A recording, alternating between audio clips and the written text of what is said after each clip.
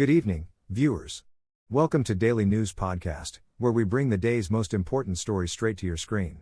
From local highlights to global headlines, get ready to stay informed with us. In the latest development, oil marketing companies have slashed the price of a 19-kilogram commercial LPG gas cylinder by Rs. $33.50. This price adjustment will bring relief to commercial consumers across the nation. The revised rates will be effective from today. In Mangalore, the retail price of a 19-kilogram commercial LPG cylinder will now stand at $1,631.50 set, providing much-needed respite for businesses. On the domestic front, there will be no change in the prices of 14.2-kilogram LPG cylinders. Stay tuned to Mangalore Today for more updates on the local and national news. In Mangalore today, St. Antony Church in Kulur joined hands with Catholic Sabha and ICYM units to organize a paddy transplantation drive in the fields of Mrs. Maisie Pereira in Melkapala. Parish priest Reverend Dr. Victor Vijay Lobo, along with other community members, took part in this initiative rooted in Pope Francis's encyclical Laudato Si. The harvested rice will be shared with the less fortunate, blending environmental consciousness with social welfare. This drive builds on the success of the recent Gadyant Ek Dees event that promoted traditional farming practices and community bonding through a day in the paddy fields. Father Lobo urged the youth to adopt sustainable living practices for a better tomorrow, emphasizing the power of faith, tradition, and environmental stewardship in shaping a more caring future. In a heart-wrenching incident in Udupi, a school van driver, Moidheen Bava, passed away due to a sudden heart attack while transporting students to school. Despite experiencing chest pain, Bava showed remarkable presence of mind and stopped the vehicle near Maruthi Vithaka, where he sought help from social worker Nityananda Volakadu. Volakadu swiftly arranged for an ambulance and rushed Bava to the Ajarkad District Hospital. Regrettably, doctors pronounced Bava dead upon arrival. His quick thinking not only saved the students from harm, but also showcased his selflessness in ensuring their safety. Our deepest condolences go out to Moidheen Bava's family and loved ones during this tragic time. The fishing season commences along the shores of Karavalli today, marking the end of a 2-month ban. Trawl boats eagerly set sail, keeping a close eye on the weather conditions. Purse-seine boats, however, will wait until August 9th for the sea worship rituals before casting their nets. Fishermen are optimistic about a fruitful season ahead. After enduring heavy rains and winds for over a month, the recent sunny days have provided ideal fishing conditions. Following a severe depletion in fish stocks due to prolonged heat since February, fishermen are now hopeful for a bountiful catch. As per government directives, mechanized fishing resumes from today, with trawl boats setting off based on updates from the Weather Department. The Fisheries Department has initiated the distribution of tax-exempt diesel starting today. Preparations such as stocking ice, repairing nets, and maintaining boats are in full swing at the ports. Workers who had temporarily left for their hometowns are now returning, gearing up both trawl and purse-seine boats for the season ahead. Throughout the fishing ban period, traditional country boats were operational, but unfavorable weather conditions hampered their activities. The scarcity of fresh fish in local markets led to price hikes, causing inconvenience to seafood enthusiasts. To meet the demand, packed, iced, and fresh fish from neighboring states like Tamil Nadu, Andhra Pradesh, Gujarat, and Odisha have been arriving, albeit with fluctuating prices. The fishing output for the previous season witnessed a notable decline, with the catch dropping from 2.39 lakh tons in 2023-24 to 1.72 lakh tons in 2024-25. Under the Pradhan Mantri Matsya Samruddhi Yojana, the modernization of the Mangaluru harbor continues with an investment of 37.50 crore. Demolition of the old auction yard and ongoing road repair works may cause slight inconvenience as the fishing activities kick off. In a recent development, the Mangalore City Women's Police have successfully apprehended 2 long-term absconding accused in separate cases. The first case involved the arrest of the 4th accused, P. Damodar, who had been on the run for 14 years after being involved in a case related to immoral activities at Dhanyavad Lodge in Hampton back in 2011. Despite the acquittal of the first 3 accused, Damodar's evasion led to the issuance of a warrant against him. After a thorough operation, the police managed to arrest him and present him before the court. In another case, the accused Ubaidullah, who was wanted in a domestic violence and dowry harassment case dating back to 2018, was successfully apprehended at Kannur International Airport upon his arrival from abroad. It was alleged that Ubaidullah had subjected his wife to mental and physical torment, sold her gold ornaments, and fled the country, all while verbally abusing her. The court had issued an LPC warrant against him for absconding for 7 years. Both accused have been produced before the court for further legal proceedings. Dakshina Kannada MP Brijesh Chowta has made a significant plea to Union Home Minister Amit Shah for the establishment of a National Investigation Agency office in Mangaluru. Chowta emphasized the necessity of having a dedicated NIA office with advanced intelligence coordination and operational capabilities in Mangaluru in order to bolster security in the region.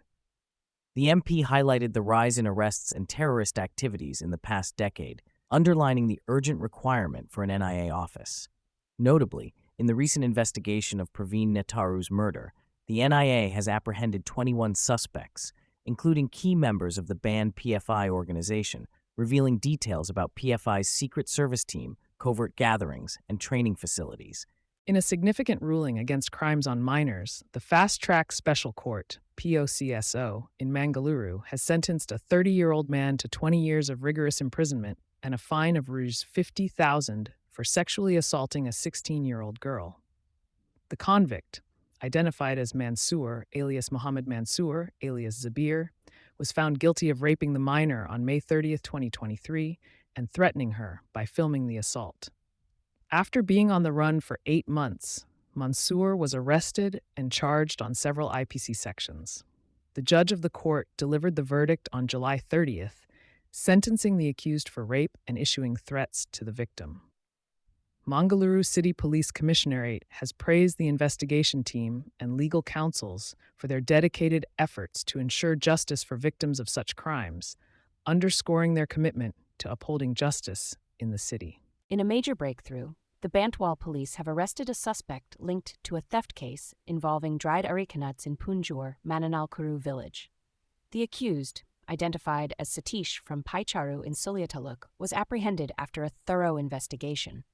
The theft, which took place between July 3rd and 22nd, saw dried areca nuts worth 2.20 lakh being stolen. Thanks to the diligent efforts of a special team, led by Inspector Shivakumar B., the police managed to recover stolen property amounting to 2.24 lakh. This included 15 bags of dried areca nuts, cash from their sale, and a goods vehicle used in the crime. The swift action of the law enforcement authorities has brought a sense of relief to the residents of the area. In a significant development, the state government in Mangaluru has constituted a committee to explore the possibility of declaring Tulu as the second official language of the state. The committee, under the leadership of Director Gayatri KM from the Department of Kannada and Culture, includes members from the Tulu Sahitya Academy and other departments. They will assess the criteria for designating a second language as an official one. This move comes after gathering insights on the adoption of additional official languages in Andhra Pradesh. The committee is expected to submit its findings within the next 3 months. Stay tuned as we track this story closely for further updates. In a concerning development, a 22-year-old woman named Trisha from Utkal village in Odisha's Kalahandi district has gone missing after escaping from a shelter home in Mangaluru. Trisha, who was admitted to the Prajna Swadhara Center in Mudipu, was last seen on July 30, 2025, when she managed to flee the shelter home by breaking open a door and jumping over the compound wall. The police have issued a lookout notice and are seeking public assistance to locate her. Trisha is described as about 4 feet tall, dark-complexioned, and sturdy, with black hair. She was last seen wearing a white chudidar top and blue leggings. A missing person case has been registered, and anyone with information on Trisha's whereabouts is urged to contact the Konaj police station. Let us all come together to help find Trisha and ensure her safe return. In a significant development, renowned rice breeder B.K. Deva Rao has raised concerns about the declining diversity of rice varieties in Mangaluru. Speaking at an event organized by the Mangalore Press Club, Rao highlighted the urgent need for government intervention to sustain rice farming. He stressed that India has seen a drastic reduction in the number of rice varieties, from 2 lakh to 25,000, urging farmers to cultivate and preserve traditional rice seeds. Rao also emphasized the importance of rice cultivation in preserving groundwater levels and the medicinal benefits of rare rice varieties. His son, B.K. Parameshwara Rao, emphasized the need for chemical-free rice cultivation and advocated for fair pricing to support rice farmers. The event, attended by local dignitaries, called for greater societal support for the conservation of diverse rice varieties and agricultural education. In a tragic turn of events, the body of 21-year-old Hemant Acharya from Kadeshivalaya in Bantwal Taluk has been found in the Netravati River after he had been missing for 4 days. Hemant was reported missing on July 27th, and his two-wheeler and mobile phone were found near the Jakrabedu Dam.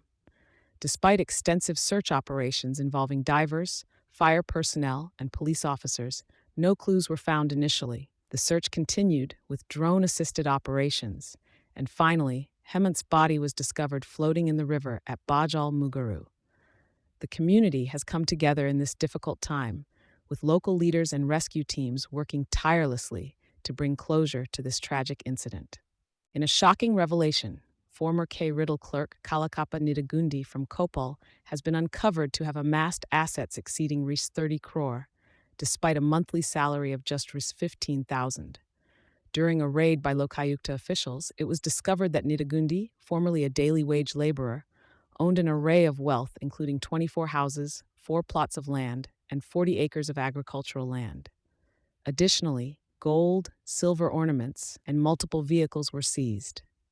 Nidagundi, along with former K-Ridal engineer Zaid M. Chincholkar, is accused of misappropriating over 72 crore through fake documentation for 96 incomplete projects. The government has assured a thorough investigation into the matter.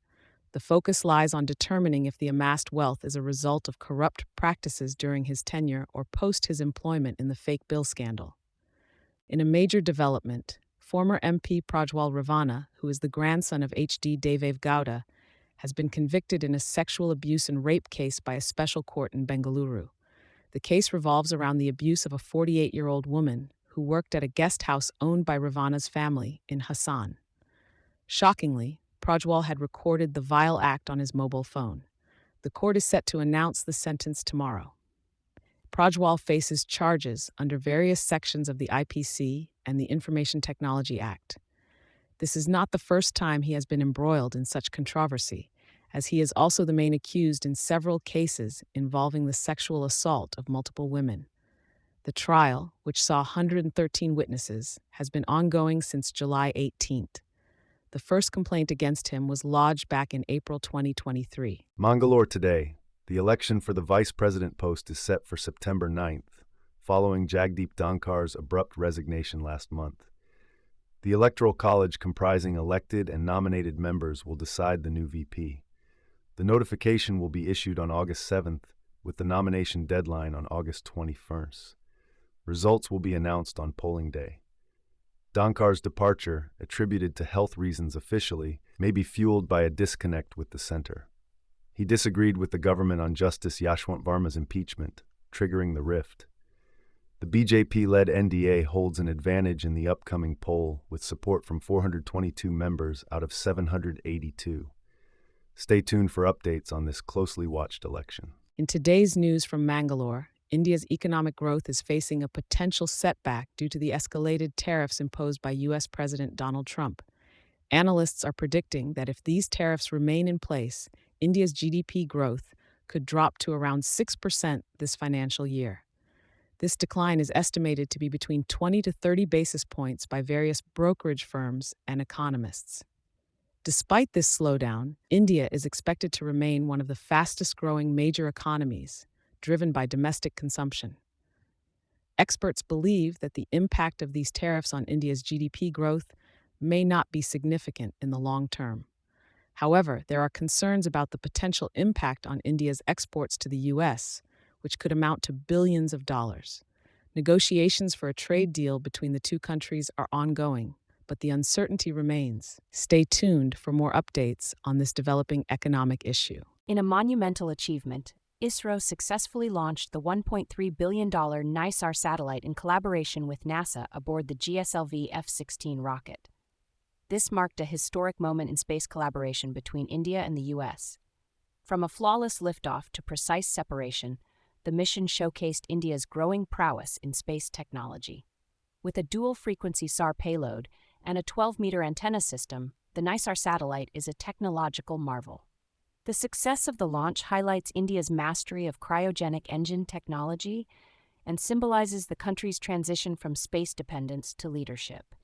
The satellite is expected to serve for 6 to 7 years, providing crucial data for Earth observation, disaster management, and climate studies. The global community stands to benefit from this remarkable achievement.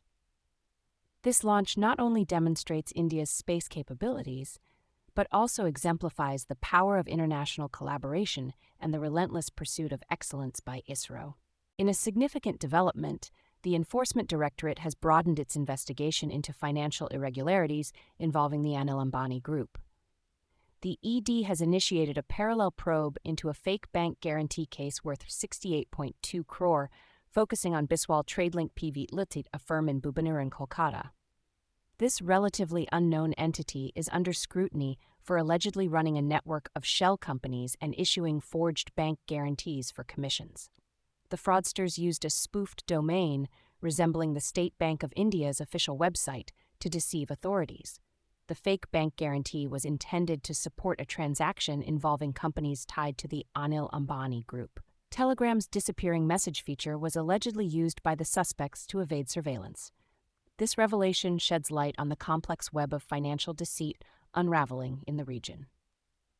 In a horrifying incident in Hulimavu, 2 individuals have been arrested by the police in connection with the kidnapping and murder of 13-year-old Nishchith A.